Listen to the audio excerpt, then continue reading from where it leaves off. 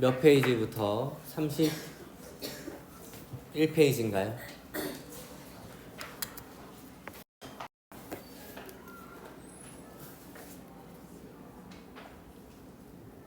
31페이지에 저온 자극은 했어요.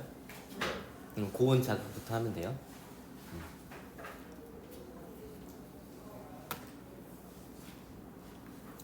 자, 그럼 우리 저번 시간에 뭐에 대해서 계속 배우고 있었냐면 항상성 조절에 대해서 배우고 있었습니다.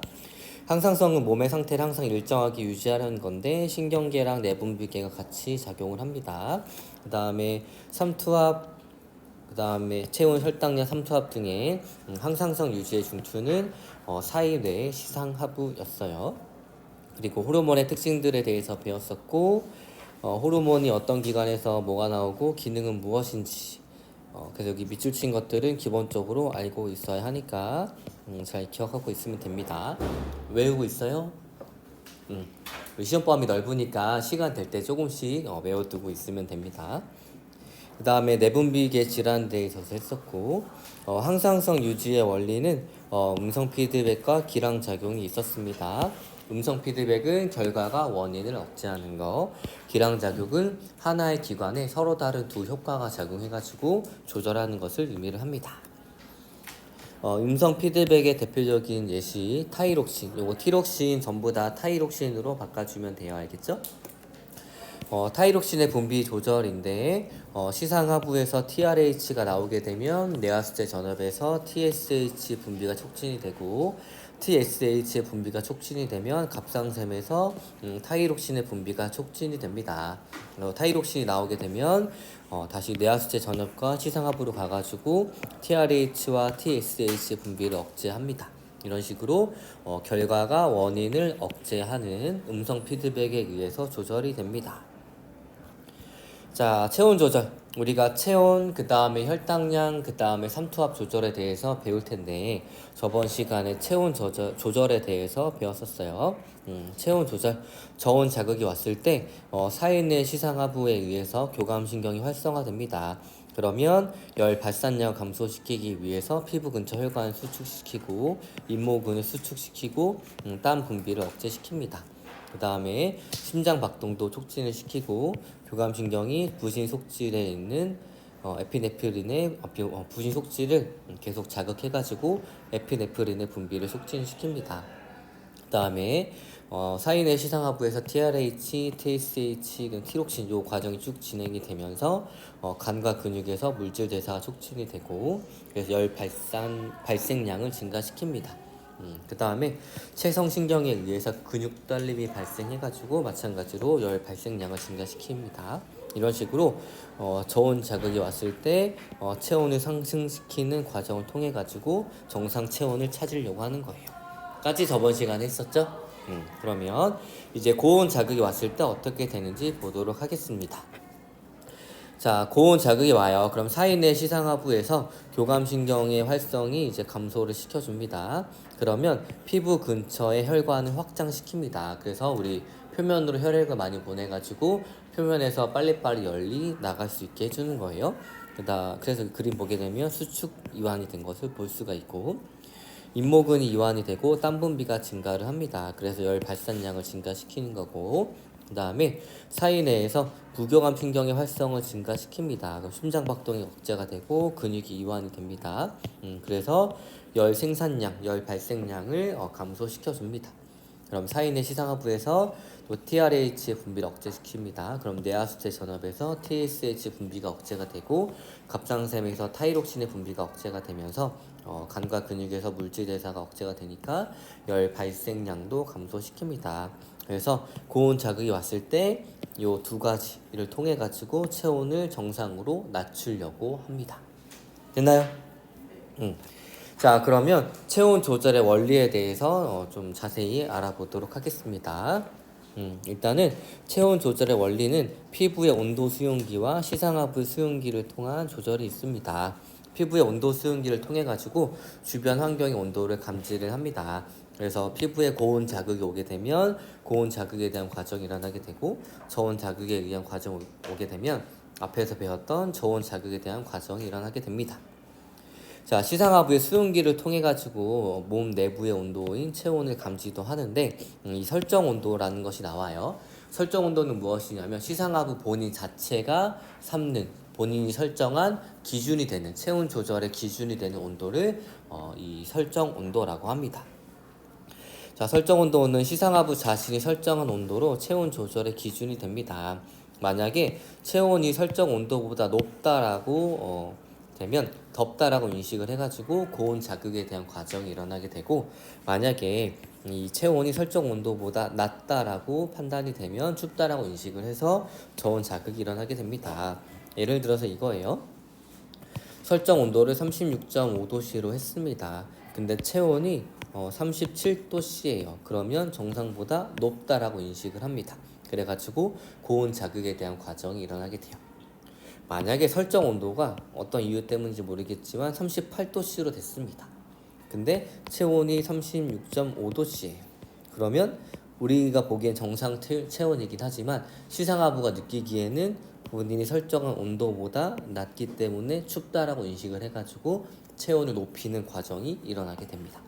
알겠나요? 그래서 이 설정 온도라고 하는 것은 시상하부가 체온 조절할 때 기준이 되는 온도를 본인이 설정했는데 그런 것들을 설정 온도라고 합니다. 자, 그러면 설정 온도에 대해서 조금 더 자세히 알아보도록 할게요. 자, 예를 들어서 설정 온도는 그대로인데 체온이 바뀔 때를 얘기를 합니다. 시상하부가 설정한 온도는 36.5도씨로 본인이 설정을 했어요. 자, 그런데 예를 들어서 정상 체온, 여기 요 약간 음영진 부분은 정상 범위의 체온입니다. 알겠죠? 그러니까 요 안에 있으면 정상 범위를 계속 인식을 한다는 얘기예요. 자, 그런데 운동 혹은 고온에 노출이 돼가지고 체온 자체가 올라가게 됩니다. 그러면 이 본인이 설정한 온도보다 훨씬 더 높기 때문에 덥다라고 인식을 하는 거예요. 그렇기 때문에 고온 자극에 의한 반응이 일어나가지고 열을 만드는 것을 억제를 시키고 열을 빨리빨리 버려줍니다. 그래서 체온을 정상으로 계속 내려주는 거예요. 알겠나요? 자, 그리고 정상이랑 이제 설정 온도랑 그다음 체온이랑 같아지게 되면 이제 큰 변화 없이 덥다 또는 춥다라고 인식하지 않고 있습니다. 자, 그런데 저온에 노출이 돼요. 그러면 체온이 낮아지겠죠. 설정 온도보다 낮아졌으니까 춥다라고 인식을 해가지고 이 저온 자극에 의한 과정이 일어나게 됩니다. 그래서 열을 빨리빨리 만들어내고 열을 버리는 것을 감소시켜가지고 체온을 쭉 올려주게 되는 거예요. 알겠나요? 자, 그래서 요 A, C, 이 구간 같은 경우에는 시상하부가 설정한 온도랑 체온이랑 동일하기 때문에 시상하부가 덥다 또는 춥다라고 인식하지 않습니다. 자, 그런데 이 B 같은 경우에는 설정 온도보다 체온이 높기 때문에 시상하부가 덥다라고 인식을 하고 고온 자극에 의한 과정이 일어나게 되는 거예요. 자, 반대로 이 D 같은 경우에는 설정 온도보다 체온이 낮으니까 춥다라고 인식을 하고 저온 자극에 의한 과정이 일어나게 됩니다. 알겠나요? 알겠나요? 방금 설명한 내용이에요. 자, A, C, E는 시상하부의 설정 온도와 체온이 같으므로 시상하부는 덥다 또는 춥다라고 인식하지 않습니다. 그런데 B 구간 같은 경우에는 설정 온도보다 체온이 높기 때문에 덥다라고 인식을 해가지고 고온 자극에 대한 과정이 일어나게 되는 거고, 요 D 같은 경우에는 설정 온도보다 체온이 낮기 때문에 춥다라고 인식을 해가지고 저온 자극에 대한 과정이 일어나게 됩니다. 됐나요? 좋아요. 자, 이제는 설정 온도 자체가 바뀔 때 어떤 일이 일어나는지 볼 거예요. 자, A 구간 같은 경우에는 지금 설정 온도랑 그 다음 체온이랑 동일하니까 덥다 또는 춥다라고 인식하지 않습니다. 그런데 어떤 이유에서인지 우리 몸의 시상하부가 본인의 설정 온도를 높일 때가 있어요. 대표적으로 감염이 일어났을 때 설정 온도를 높여줍니다. 자, 그러면 여기 보세요. 체온은 정상 범위였는데 시상하부 자체가 설정 온도를 높였어요. 그러면 설정 온도보다 체온이 높아야 낮아요? 낮죠. 그러니까 덥다라고 느껴요? 춥다라고 느껴요? 춥다라고 느낍니다. 그래서 체온을 쭉 올려주게 되는 거예요. 왜 감염이 됐을 때 설정 온도를 높여서 체온을 높여주냐면 우리 감염된다는 얘기는 보통 바이러스, 그 다음에 세균들이 많이 들어온다는 얘기고, 얘네들은 우리 몸의 체온이 높아지게 되면 활동성이 뚝 떨어지게 됩니다. 그래서 우리가 방어 작용으로 감염이 일어나게 되면 체온을 높여주게 되는 거예요. 그래서 우리가 감기 걸렸을 때 내 몸의 체온은 높은데 계속 춥다라고 느낍니다. 이 과정이 있기 때문이에요. 그래서 내가 감기에 걸렸는데 나는 너무 추운데 체온이 높은 상태다. 그러면 이 상태라고 생각해 주면 됩니다. 알겠나요? 좋아요. 자, 아무튼 감염, 발열 물질 등이 들어왔을 때는 우리 몸에 시상하부가 설정 온도를 강제로 본인이 높여줍니다. 그러면 설정 온도보다 체온이 낮기 때문에 춥다라고 인식을 하고 체온을 쭉 높여주게 되는 거예요. 자, 그러다가 설정 온도랑 체온이 같아졌어요. 그럼 덥다 또는 춥다라고 인식하지 않습니다. 알겠나요? 자, 그러다가 우리가 체온이 너무 높아지면 안 돼요. 왜 안 된다 그랬죠?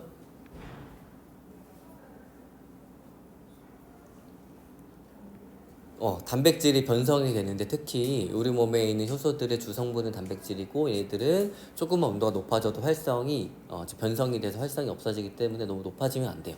그래서 막 내가 39도다 그럼 바로 병원에 가야 합니다. 알겠죠? 그럼 그때 이제 해열제를 투여를 받을 거예요. 그럼 해열제를 먹게 되면 뭐를 낮춰주는 거냐면 설정 온도 자체를 낮춰줍니다. 그럼 어때요? 체온보다 설정 온도가 낮아졌으니까 덥다라고 느껴요? 춥다라고 느껴요? 덥다라고 느끼니까 이제 체온을 쭉 낮춰주는 과정이 일어나게 됩니다. 자, 그러다가 이 설정 온도랑 그 다음에 체온이랑 같아지게 되면 드디어 이제 그냥 덥다 또는 춥다라고 인식하지 않게 되는 거예요. 알겠나요? 자, 그래서 얘를 정리하면 A, 그 다음 C, 그 다음에 E 구간에서는 시상하부의 설정 온도와 체온이 같습니다. 그래서 시상하부는 덥다 또는 춥다라고 인식하지 않아요. 자, 그런데 B, 감염 등에 의해서 혹은 발열 물질 투여 등에 의해서 설정 온도 자체가 높아지게 되면 체온이 설정 온도보다 낮기 때문에 춥다라고 인식해가지고 저온 자극에 의한 과정이 일어나게 됩니다. 자, 반대로 해열제 등을 투여하게 되면은 설정 온도 자체를 낮춰주기 때문에 체온이 설정 온도보다 높게 됩니다. 그러면 덥다라고 인식을 해가지고 고온 자극에 대한 과정이 일어나게 됩니다. 알겠나요? 자, 그 다음에 또 어떤 과정이 있냐면, 우리 시상하부는 머릿속에 있는 거예요. 근데 어떤 좀 잔인한 사람들이 젓가락 같은 경우에 뜨겁게 데펴가지고 시상하부에 찌릅니다. 물론 사람을 대상으로 하진 않겠죠. 그래서 시상하부 자체에 고온 또는 저온 자극을 줄 때를 얘기하는 거예요. 그래서 시상하부에 직접 고온 자극, 온도 자극을 가했을 때 직접 고온 자극을 가해줍니다. 그럼 덥다라고 인식을 해가지고 고온 자극에 대한 과정이 일어나게 되고, 시상하부에 직접 저온 자극을 가하게 되면 춥다라고 인식을 해가지고 저온 자극에 대한 과정이 일어나게 되는 거예요. 알겠나요? 알겠나요? 그래서 설정 온도가 그대로일 때가 있을 거고 설정 온도가 바뀌었을 때가 있을 겁니다. 그때 각각의 몸에서는 어떤 상태가 일어나게 되는지 여러분들이 잘 기억하고 있으면 돼요. 알겠나요? 좋아요. 자, 그러면 이제 혈당량 조절에 대해서 해볼 겁니다. 우리 체온, 그 다음에 혈당량, 그 다음에 삼투압 조절까지 있어요. 자, 혈당이 뭐예요? 혈당. 그렇죠. 혈액 속에 있는 포도당의 양을 혈당량이라고 합니다. 정상의 경우에는 공복 혈당을 기준으로 했을 때 100ml당 100mg이 들어 있습니다. 우리 사람의 혈액은 몇 리터예요?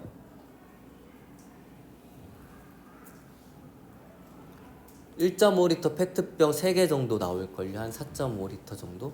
여러분들 피를 쭉 뽑아서 쭉 모으면 1.5리터 혈액, 1.5리터 페트병 3개 정도가 채워진다는 얘기예요. 그러면 전체 몇 그램 정도가 있어야 되는지 알겠죠? 그래서 여러분들이 당이 많이 들어있는 과자, 음료수 이런 거 먹게 되면 혈당량이 급격하게 상승을 하는 거예요. 대략 0.1%인 거고 정상 수치는 대략 요 정도라고 합니다. 혈당량 조절은 이자에서 분비되는 인슐린과 글루카곤에 의해서 조절이 되는데 서로 반대 효과를 나타내니까 기량작용에 의해서 조절이 된다 얘기를 해주고, 그 다음에 음성 피드백에 의해서 일정 수준으로 계속 조절이 됩니다. 그리고 혈당량 증가에는 에피네프린도 관여를 하긴 합니다. 혈당량 어디서 감지를 하느냐, 감내라고 하는 것은 다 사인회로 바꿔주면 좋아요. 자, 사인회의 시상하부에서 감지도 하고 이자 자체도 감지를 합니다. 알겠나요? 자, 그 혈당량 조절이 어떻게 되는지 한번 알아보도록 하겠습니다. 자, 고혈당이에요. 언제? 밥 이런 거 먹었을 때, 식사를 했을 때 그 혈당량이 정상보다 증가하게 됩니다. 그러면 항상성 유지의 조절 중추는 어디라 그랬죠? 그렇죠. 사인회의 시상하부라 그랬죠. 자, 그래서 시상하부입니다. 얘가 감지를 해가지고 부교감 신경 활성화를 시켜요. 그럼 이자의 베타 세포를 자극을 해가지고 인슐린이 나오게 합니다.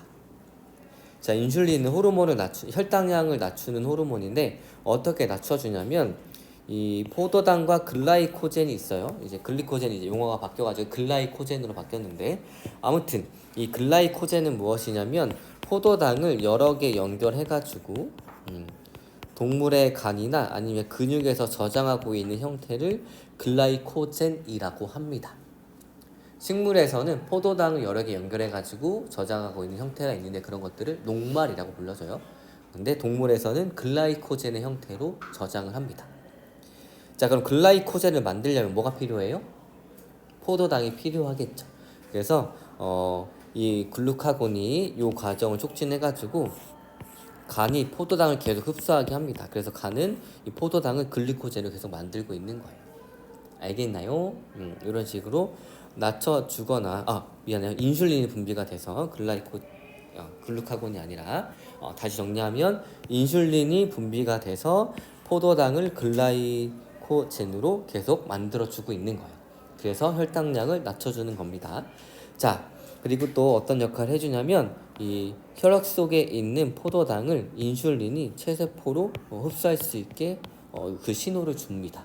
그래가지고 즉 혈액 속에 흐르는 포도당을 인슐린이 간이 흡수하게 해주고 왜냐면 포도당을 글라이코젠으로 만들게 해주니까 그 다음에 이 체세포로 혈액 속에 있는 포도당을 계속 넣어주는 신호를 주게 됩니다. 그러니까 혈액 속에 있는 포도당의 농도가 낮아지게 되는 거예요. 알겠나요? 그래서 정상보다 높았던 혈당량을 계속 낮춰줘가지고 정상 혈당을 찾게 합니다. 알겠나요? 자, 그러면 반대로 저혈당일 때, 운동 등의 이유로 혈당량이 감소했을 때입니다. 운동을 하게 되면 혈당량이 왜 감소할까요? 근육에서 포도당을 계속 씁니다. 그러니까 혈액 속에 있는 포도당을 본인이 계속 가져오게 되는 거예요. 그러니까 혈액 속에 있는 포도당의 농도가 감소하게 됩니다. 마찬가지로 시상하부가 감지를 합니다. 이때는 교감신경이 활성화가 돼요. 이자의 알파세포에서 글루카곤을 내게 하고 부신의 속질에서 에피네프린이 나오게 합니다. 그래서 간에 저장되어 있던 글라이코젠, 아까 글라이코젠이 포도당이 쭉 여러 개 연결된 거라고 했죠? 얘를 계속 분해를 해줘가지고 포도당으로 만들어주게 됩니다. 이 포도당을 그 다음 혈액 속에 넣어주게 되는 거예요. 알겠나요? 그래서 글라이코젠을 포도당으로 분해해가지고 혈액 속에 넣어주기 때문에 혈당량 정상보다 낮았던 혈당량을 증가시켜줍니다. 그래서 정상 혈당을 찾아주게 돼요. 그 다음에 또 추가적으로는 시상하부에서 뇌하수체 전엽에서 뇌하수체 전엽에 신호를 주게 되면 뇌하수체 전엽에서 ACTH가 분비가 되고 그럼 부신 거치대 자극을 받아가지고 당질 코르티코이드가 나와가지고 이 지방이나 단백질을 포도당으로 만들어서 혈당량을 증가시켜 줍니다. 알겠나요? 자, 그러면 요 두 가지 과정은 서로 반대 과정이고 관여하는 교감신경도 반대, 혈액 호르몬도 반대, 과정도 반대네요. 헷갈리겠죠. 그래서 쉽게 외우는 방법을 지금부터 알려주도록 하겠습니다. 요것만 잘 기억하고 있으면 돼요. 요 과정만. 밥을 먹어요. 그럼 당연히 혈당량이 증가하는 것까지 이해됐죠. 그럼 우리 교감이랑 부교감 중에 평화로울 때 활성화가 되는 건 뭐라 그랬죠? 부교감이라 그랬어요. 자, 그러면 평화로울 때 소화가 잘 돼요? 잘 안 돼요? 잘 되겠죠. 그러니까 밥을 먹고 식사를 했으니까 혈당이 높아지는 건 당연한데 어떤 신경이 활성화돼야 되냐면 소화를 잘 시켜야 되니까 부교감 신경이 활성화돼야 된다라고 생각해 주면 돼요. 알겠죠? 여기까지는 됐어요? 자, 그런데 이제 부경함 신경이 베타를 자극시키냐, 알파를 자극시키냐 헷갈릴 거란 말이지. 자, 우리 베타를 볼게요. 자, 베타가 어떻게 생겼냐면 이렇게 색깔 맞춰서 베타가 요렇게 생겼어요. 그쵸? 베타가 영어로 B인 건 알죠? B가 우리나라 발음으로 비읍인 건 알죠? 알겠죠? 그러면 요렇게 해줍니다. 베타에다가 짝대기를 하나 그어줘요. 어떻게 돼? B네? 그 비읍이네? 그럼 부교감이 있구나. 그러면 부경함 신경이 활성화돼서 자극을 받는 이자의 세포는 알파랑 베타 중에 뭐예요? 베타. 알겠어요? 외웠나요? 그러면 이제 영원히 헷갈리지 않을 거예요. 그러면 당연히 혈당량이 높아졌으니까 베타에서는 어떤 호르몬이 나와야 돼요? 인슐린. 요거는 많이 들어봤죠. 그래서 요 과정이 외워지게 되는 거예요. 자, 다시 정리하면 혈당량이 높아져요. 그러면 이 사인의 시상압을 얘를 감지를 해가지고 우리 여기 사인에는 여기 머리에 있고, 그쵸? 그 다음에 우리 이자는 여기 몸 중앙 쪽에 있잖아요. 그럼 거기까지 누가 신호를 전달해 줘야 될 거 아니에요. 그럼 신경이 필요하단 말이죠. 그럼 어떤 신경이 활성화되냐면 교감이랑 부교감 중에 소화를 막 해야 되니까 이제 부교감이 활성화되는 거예요. 그럼 이자에는 알파 세포와 베타 세포가 있었어요. 그럼 어떤 세포가 자극을 받아야 돼요? 베타. 헷갈리면 베타의 모습이 부랑 똑같잖아요. 그러니까 부교감 때문에 베타 세포가 활성화되는 거죠. 그 다음에 우리 인슐린은 좀 많이 들어봤죠? 혈당량 낮추기 위해서는 그래서 베타 세포에서 인슐린이 나와야 합니다. 알겠나요? 아니면 여러분 편한 대로 외워도 돼요. 알겠죠? 선생님이 수업하는 게 유치하다. 그러면 편한 대로 해도 되는데 유치한 게 가장 기억에 잘 남아요. 알겠죠? 아무튼 그래서 요거만 외워두면 요거 헷갈려요? 안 헷갈려요? 안 헷갈린다는 얘기예요. 알겠죠? 그래서 밥 먹었으니까 혈당량이 증가했으니까 부경감 신경 활성화되는 것까지 알겠는데 알파인지 베타인지 헷갈리는데 그때 생명과학 선생님이 유치하지만 베타를 이렇게 짝대를 그으니까 여기가 비읍이고 여기가 우자네. 부교감이구나. 그래서 베타 세포가 활성화가 돼가지고 혈당량을 낮추기 위해서 인슐린이 나온다라고 기억을 할 거예요. 알겠나요?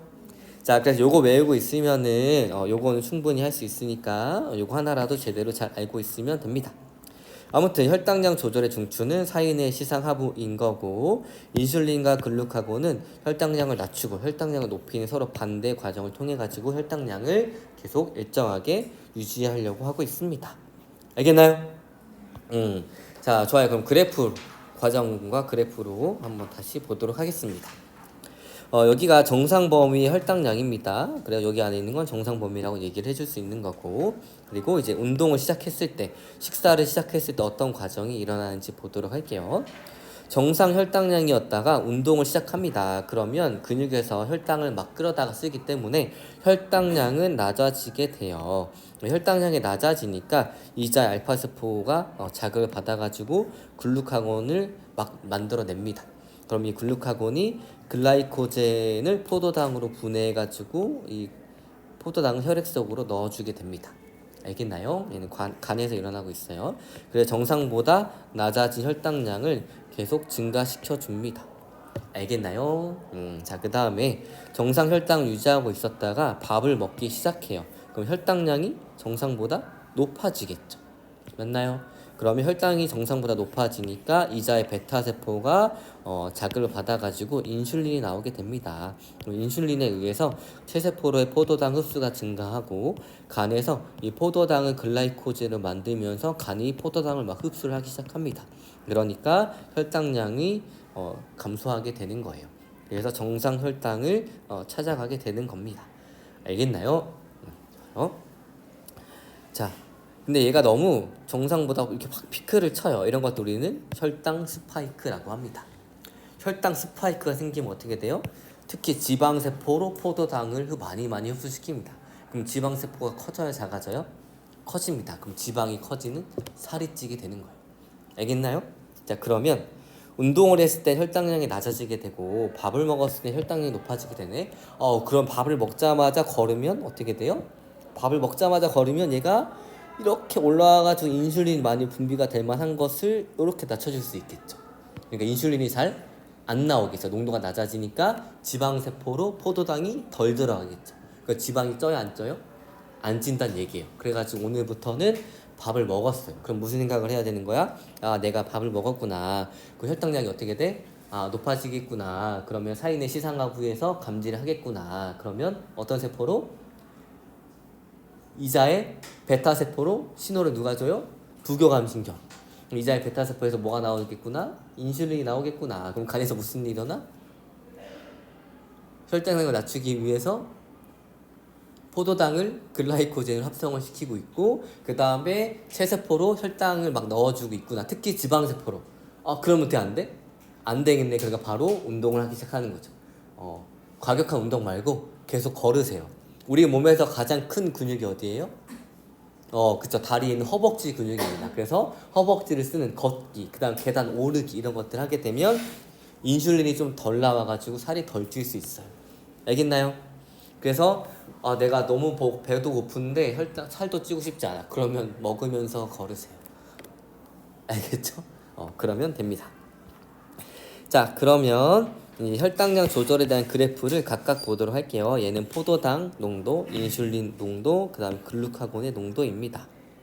자, 그럼 밥을 먹었어요. 시간에 따라서 포도당은 밥을 먹었으니까 증가하겠죠. 증가된 포도당을 낮추기 위해서 인슐린이 증가하게 되고, 이미 포도당이 많아졌으니까 글루카곤은 더 나오면 안 되니까 이제 글루카곤의 농도는 낮아지게 됩니다. 알겠나요? 그러니까 원인과 결과를 잘 알아야 해요. 인슐린이 높아져서 포도당이 높아지는 게 아니고, 글루카곤이 낮아져서 포도당이 높아지는 것이 아니라, 포도당이 높아져가지고 이를 낮추기 위해서 인슐린의 농도가 증가하게 되고, 포도당이 높아졌으니까 글루카곤은 더 안 나와도 되니까 글루카곤의 농도는 낮아지게 되는 겁니다. 그 다음에 인슐린이 증가했으니까 얘에 의해서 포도당이 농도가 낮아지게 되는 거예요. 포도당의 농도가 이제 정상으로 돌아오니까 인슐린도 정상 농도로, 그 다음에 글루카곤도 다시 정상적인 농도로 찾아가게 되는 겁니다. 알겠죠? 원인과 결과를 헷갈리면 안 됩니다. 자, 원인은 요거예요. 식사를 통해 가지고 혈당량이 높아지게 됩니다. 개에 의해서 높아진 혈당량을 낮추기 위해서 인슐린의 농도가 높아지게 되는 거고, 혈당량이 높아지니까 글루카곤은 나오면 안 되니까 글루카곤의 농도는 감소하게 되는 거예요. 자, 인슐린이 높아지게 되니까 포도당의 농도가 낮아지게 됩니다. 그래서 정상 혈당이 되는 거고, 포도당이 낮아지니까 인슐린도 점차 농도가 감소해가지고 정상으로 돌아가게 되고, 포도당이 낮아지니까 글루카곤의 농도가 점차 증가해서 식사 전으로 돌아가게 됩니다. 알겠나요? 자, 그래서 운동 등으로 혈당량이 정상보다 감소하면 위 과정과 반대인 현상이 나타나게 됩니다. 그리고 이제 운동하는 시간에 따른 글루카곤의 농도 변화를 보도록 할게요. 시간에 따라서 운동했을 때 시간에 따라서 글루카곤의 농도가 어떻게 되는지 보는 건데, 운동을 하게 되면 이 골격근 등에서 많은 양의 포도당을 가져다 씁니다. 그러니까 혈액 속에 있는 포도당의 농도가 감소하니까 얘를 높이기 위해서 글루카곤의 농도가 계속 증가한다는 얘기예요. 알겠나요? 좋아요. 자, 이제 삼투압 조절에 대해서 해보도록 하겠습니다.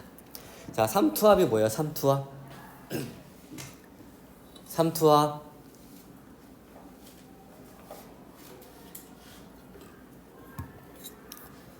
현장체험 학습 가가지고 많이 놀고 왔더니, 주말에 놀았더니, 4일을 놀았더니 너무 피곤하죠? 정신 차리고. 자, 우리 곧 있으면 급식도 먹잖아요. 자, 정신 차리고. 삼투압이 뭐예요? 삼투압. 삼투압이 뭡니까? 삼투압.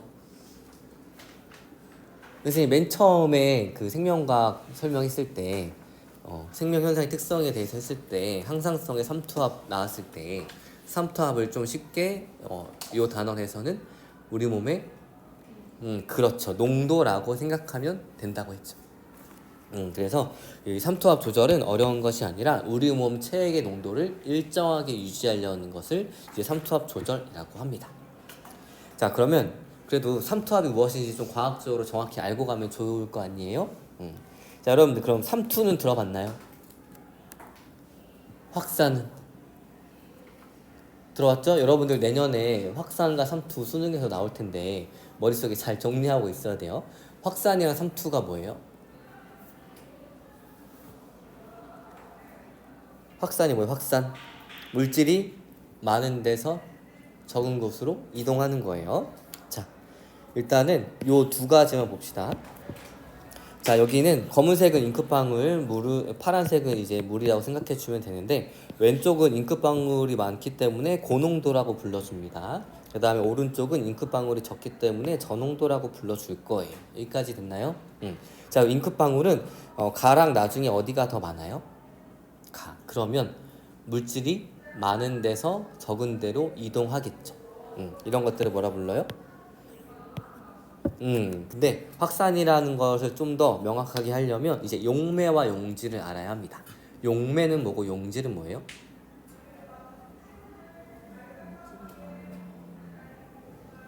녹이는 물질이 용매, 녹는 물질은 용진. 얘네들 합쳐서 용액이라고 하죠. 자, 그러면 볼게요. 어떤 비커에 물 90ml가 있고 여기에 여러분들이 좋아하는 에탄올을 10ml 넣을 거예요. 그러면 물과 에탄올 중에 뭐가 용매예요? 물.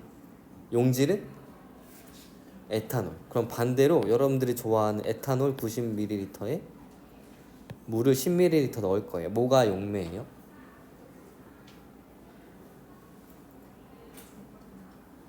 여기서 그냥 많은 게 용매입니다. 그래서 에탄올이 많으니까 에탄올이 용매가 되는 거예요. 알겠죠? 용매와 용질 알겠죠? 다시 여기 돌아와가지고 자, 왼쪽에는 지금 잉크방울의 농도가 높아요. 그래서 잉크들이 왼쪽에서 오른쪽으로 이동합니다. 용질이 고농도에서 저농도로 이동하는 것을 확산이라고 얘기를 할 수 있어요. 알겠죠? 자, 그 다음에 물도 물질이에요, 아니에요? 물도 물질이죠. 그러면 나랑 가 중에 물이 많은 데는 어디예요? 저농도가 훨씬 더 물이 많겠죠? 그러면 물이 많은 데서 적은 데로 이동합니다. 생명체에서는 다 용매를 물로 쓰기 때문에 이렇게 불러주긴 하는데 어쨌거나 이 용매가 이동하는 것을 삼투라고 합니다. 근데 어차피 생명체에서 용매는 물밖에 없기 때문에 물이 많은 데서 적은 데로 이동하는 것을 따로 떼서 삼투라고 해주는 거예요. 근데 우리는 얘를 용질의 농도로 표현하다 보니까 저농도에서 고농도로 물이 이동하는 현상이다라고 삼투를 배웠던 거고. 알겠나요? 좋아요. 자, 이제 여기에는 막을 설치를 할 건데 이 막은 반만 투과시켜요. 어떤 거냐면 특정 물질들만 통과시킬 수 있는 막이란 얘기입니다. 예를 들어서 이 반투과성 막은 물 분자만 통과시킬 수 있어요. 그럼 물 분자는 저농도에서 고농도로 이동하려고 하겠죠? 그때 이 물 분자가 이 막을 누르는 힘이 있겠죠? 이런 것들을 삼투압이라고 합니다. 알겠나요? 그러면 농도의 차이가 크면 삼투압은 커질까요? 작아질까요? 농도 차이가 커요. 삼투압은 커져야 작아져요? 여기가 훨씬 더 고농도고 여기가 훨씬 더 저농도예요. 그럼 물이 더 많이 이동하려고 하겠죠? 그래 농도 차가 클수록 삼투압이 커집니다. 알겠나요? 좋아요. 다시 정리하면 삼투는 과학적으로 이런 건데 우리가 항상성 유지에서의 삼투압이라고 하면 쉽게 생각하면 농도라고 생각해줘도 괜찮다는 얘기입니다. 알겠나요? 좋아요. 자, 그러면 다른 말로 삼투압이 높다라는 얘기는 용질의 농도가 높다라는 얘기예요. 결국에 물의 양과 용질의 양의 비율이 높다라는 얘기입니다. 알겠나요? 삼투압이 낮다는 얘기는 요게 낮다는 얘기고 자, 그러면 삼투압을 조절하기 위해서는 요 두 가지를 같이 조절해 주면 되겠네요. 맞죠? 내 몸의 농도를 조절하기 위해서는 내 몸에 있는 물의 양과 내 몸에 있는 용질의 양을 조절해 주면 되겠죠? 우리는 주로 물의 양을 조절하는 것을 지금부터 배워볼 거예요. 자, 그러면 혈장 삼투압에 대해서 알아보도록 하겠습니다. 혈장이 뭐예요?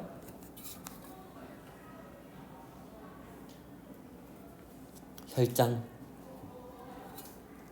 우리 혈액 액체 성분이랑 고체 성분이랑 섞여 있어요. 그런데 얘네들 원심 분리하면 고체 성분은 가라앉고 위에 액체 성분이 뜹니다. 혈액 속에 있는 액체 성분은 혈장이라고 합니다. 자, 그래서 혈장 삼투압은 혈액에 있는 무기염류 농도에 비례하며 혈장 삼투압이 정상 범위보다 높거나 낮으면 세포의 부피가 변하고 물질의 이동에 영향을 주는 등 정상적인 기능을 하기 어렵습니다. 예를 들어서 내가 라면을 먹고 자요. 다음날 얼굴이 어떻게 되죠? 땡땡 부어요. 왜 부을까요? 라면 짠 걸 먹어요. 그럼 내가 나트륨을 어마어마하게 많이 섭취를 한 거죠. 그럼 내 몸에는 정상적인 삼투압이었다가 농도였다가 나트륨이 막 들어와요. 그러면 농도가 높아져요, 낮아져요? 농도가 높아지겠죠. 그 얘를 낮추려면 오줌으로 물을 많이 빼내면 돼, 안 돼? 안 되겠죠. 그래서 오줌으로 물이 빠지는 것을 계속 다시 흡수를 합니다. 그리고 갈증도 일으켜가지고 물을 먹고 자요. 그러면 내 몸의 액체가 어떻게 돼? 액체의 부피가 점점점 많아지겠지. 그러니까 다음날 붓게 되는 거예요. 알겠나요? 자, 볼게요. 혈장 삼투압이 높다란 얘기는 혈장에 있는 무기염류 농도가 높다란 얘기고, 이 말은 즉 혈장 속에 있는, 즉 혈액 속에 있는 물의 양과 무기염류의 양이 높다란 얘기입니다. 반대 과정은 요 반대란 얘기고, 그래서 혈장 삼투압의 조절은 콩팥에서 물과 무기염류의 재흡수를 양을 조절해가지고 혈장 삼투압을 일정하게 유지합니다. 우리의 목적은 혈장 삼투압을 일정하게 유지하는 거예요. 그러기 위해서 콩팥에서 물과 무기염류의 재흡수량을 조절합니다. 무기염류는 대표적으로 나트륨이 있는데 우리는 이 물에 초점을 맞춰 볼 거예요. 알겠나요? 좋아요. 자, 그러면 오줌의 생성 과정에 대해서 잠깐 복습하고 가보도록 할게요. 왜냐면 여러분들 이거 중학교 때 굉장히 자세하게 배웠을 텐데 우리는 물의 흐름에 대해서 집중해서 한번 볼 거예요. 알겠죠? 알겠죠? 자, 우리 눈의 생기를 다시 돋고 여기까지만 하고 끝낼 거야. 알겠지? 볼게요.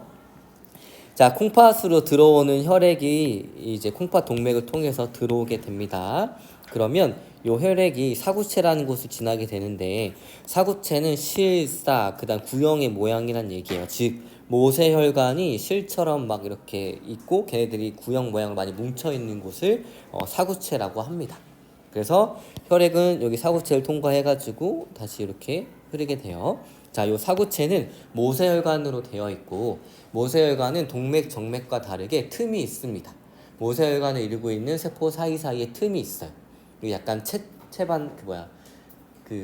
우리가 비빔면 먹을 때 물 빼내듯이 그 채로 되어 있다는 얘기예요. 알겠죠? 그러면 이 모세혈관 틈 사이로 빠져나오는 애들은 일로 이렇게 다 빠져나오겠죠. 이런 과정을 여과라고 합니다. 그래서 물, 요소, 포도당, 무기염류, 다양한 것들이 이렇게 여과가 돼요. 알겠나요? 자, 그러면 이 여과된 액체들이 흐름을 쭉 봤더니 이 관을 통해 가지고 어디로 가냐면 오줌으로 빠져나갑니다. 알겠나요? 자, 그러면 근데 이 관 옆에 혈관이 같이 옆에 있어요. 왜 혈관이 이렇게 옆에 붙어 있냐면 보세요. 포도당 내가 열심히 먹어가지고 열심히 소화해가지고 열심히 흡수한 거예요. 몸 밖으로 빠지면 돼요? 안 돼요? 안 됩니다. 이런 식으로 여과된 것들 중에 내 몸에 필요한 것들은 흡수해야 될 필요성이 있기 때문에 요 관 옆에 혈관이 있는 거예요. 알겠죠? 그 다음에 혈관 속에 또 불필요한 것들이 있을 수가 있습니다. 걔네들을 오줌으로 빠져나갈 수 있게 분비도 해주기 위해서 요 모세혈관이랑 요 관이랑 같이 옆에 붙어 있는 거예요. 알겠나요? 그래서 최종적으로 오줌으로 빠져나가게 됩니다. 자, 우리 한번 물에 대해서 집중을 할게요. 자, 이렇게 사구체에서 물이 여과가 돼서 어디로 들어가냐면 보먼 주머니라고 하는, 보먼이라는 과학자가 발견한 이 주머니로 들어가게 됩니다. 그러면 요 관을 통해 가지고 결국엔 오줌으로 빠져나갈 텐데, 예를 들어서 내 몸의 체액의 농도가 너무 높아요. 다른 말로 삼투압의 농도가 너무 높습니다. 삼투압이 커요. 자, 그러면 물을 오줌으로 버려야 돼요? 아니면 버리지 않아야 돼요? 농도가 너무 높을 때? 체액의 농도가 높을 때 뭐가 필요해? 물이 필요하죠? 그러니까 빠져나가는 물을 빨리빨리 재흡수를 시킵니다. 오줌을 만드는 거예요? 안 만드는 거예요? 이뇨작용을 반대로 하는 거죠. 항이뇨입니다. 그럼 요때 작용하는 호르몬은 뭘까요? 그렇죠. 항이뇨 호르몬 ADH 바소프레신. 얘가 물의 재흡수를 여기서 촉진을 시켜주는 거예요. 알겠나요? 좋아요. 자, 그러면 내 체액의 농도가 높아가지고 ADH가 많이 나와서 물의 재흡수를 촉진을 시켜줍니다. 그러면 체액의 농도는 낮아지겠죠. 그쵸? 그럼 혈장 삼투압의 혈장 삼투압은 낮아질 거예요. 됐나요? 자, 그러면 오줌도 당연히 물과 다양한 것들이 섞여 있으니까 농도가 있겠죠? 자, 물을 재흡수를 많이 촉진을 해요. 그러면 오줌으로 빠져나가는 물의 양이 증가해요, 감소해요? 감소하겠죠? 그러면 오줌 자체 물의 양이 감소하니까 오줌의 농도는 진해져요, 아니면 옅어져요? 진해지죠. 그러니까 오줌 삼투압은 증가하게 되는 거예요. 알겠나요? 자, 반대로 내가 맹물을 너무 많이 먹었어요. 그러면 체액의 농도가 낮아집니다. 삼투압이 낮아져요. 그러면 물의 재흡수가 촉진이 돼야 돼요, 안 돼야 돼요? 안 돼야 되겠죠. 그러니까 오줌으로 빠져나가는 물의 양은 많아져요, 적어져요? 많아지겠죠. 그러면 오줌의 삼투압은 증가해요, 감소해요? 감소하게 됩니다. 알겠죠? 이런 과정으로 우리가 혈장 삼투압을 조절해 준다는 얘기예요. 결국엔 물의 배설량 같이 조절해 주는 건데 물의 배설량은 물의 여가량에서 물의 재흡수량을 빼주면 됩니다. 그래서 여러분들이 혈장 삼투압, 그 다음에 ADH의 양, 그 다음에 오줌 삼투압까지 여러분들이 같이 고려해서 생각해 주면 됩니다. 알겠나요? 자, 그래서 오늘은 여기까지 하도록 하겠습니다. 네, 고생했어요. 이거 다 끝냈어야 하는데. 우리 면역 쭉 다 배우고 맨 마지막에 혈액형까지 배우게 되거든요. 그리고 이 수행평가는 이 혈액형 판정과 관련된 실험으로 할 거예요. 알겠죠? 좋아요.